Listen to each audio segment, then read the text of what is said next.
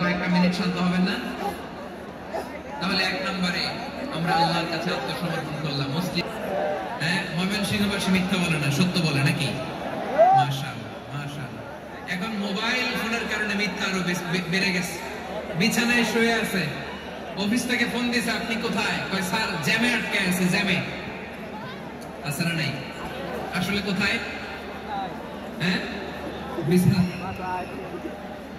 দেশের ভেতরে আছে। ফোন করছে একজন, বলে আমি একটু জরুরি কাজে দেশের বাইরে এসেছি। আছে না নাই? এরকম মিথ্যা কথা, মিথ্যা আশ্বাস। আমাদের নেতারা জনগণকে মিথ্যা আশ্বাস দেয় কি দেয় না? সব নেতারা দেয় তা বলি না, কিন্তু অনেকেই দেয়। এই মিথ্যা আশ্বাস যেন আমরা না দেই। সমাজে মিথ্যা বয়ান আছে না নাই? মিথ্যা ন্যারেটিভ আছে না নাই?